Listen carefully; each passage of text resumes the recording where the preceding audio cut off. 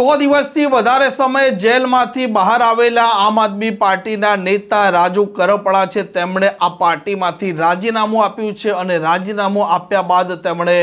શું કહ્યું છે તે મામલે જ વાત કરવી છે। વૈષ્ણવજન તો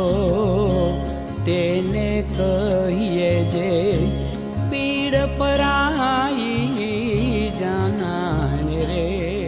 નમસ્કાર, આપ જોઈ રહ્યા છો નવજીવન ન્યૂઝ અને હું છું આપની સાથે તોફિક ગાંચી। ગુજરાતના રાજકારણમાં એક મોટા સમાચાર અત્યારે સામે આવ્યા છે, જેમાં યુવા અને ખેડૂતોના મુદ્દે સતત અવાજ ઉઠાવનાર આમ આદમી પાર્ટીના દિગ્ગજ નેતા રાજુ કરપડાએ આ પાર્ટી છે તેના સાથે છેડો ફાડી દીધો છે અને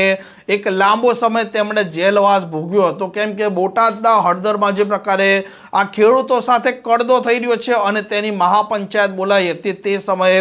એકાએક હિંસા થાય છે, પોલીસના વાહનોને નુકસાન થાય છે, પોલીસ પર હુમલો થાય છે, આ મામલે ગુનો દાખલ થાય છે અને તે સમયે રાજુ કરપડા અને પ્રવીણ રામ બંને પોતે પણ મુખ્ય આરોપી બને છે। આ બંને નેતાઓ એક લાંબો સમય જેલમાં વિતાવે છે અને થોડાક દિવસ પહેલા જ આ બંને નેતાઓ જેલમાંથી બહાર આવે છે અને ત્યાર પછી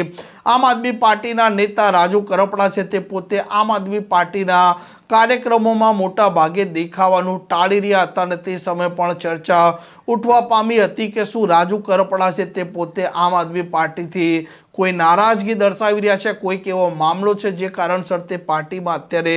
દેખાઈ નથી રહ્યા અને એકાએક રાજુ કરપડાએ આજે આ પાર્ટીના તમામ પદો પરથી રાજીનામું આપવાની જાહેરાત કરી છે। અરવિંદ કેજરીવાલને તેમણે પત્ર પણ લખી દીધો છે અને આ મામલે જ્યારે તેમને સવાલ નવજીવન ન્યૂઝે પૂછ્યો તે સમયે તેમણે મૌન સેવી લીધું છે અને અત્યારે તે આ મામલે કોઈ પણ પ્રકારની ટિપ્પણી કરવાનો ઇનકાર કરી રહ્યા છે। જો કે આવતીકાલે રાજુ કરપડા તેમના રાજીનામાના મામલે પ્રેસ કોન્ફરન્સ કરવા જઈ રહ્યા છે અને પ્રેસ કોન્ફરન્સમાં તે મોટો કોઈ ધડાકો કરે તો પણ નવાઈ નથી, કેમ કે આમ આદમી પાર્ટીના આ નેતા તે જમીન સાથે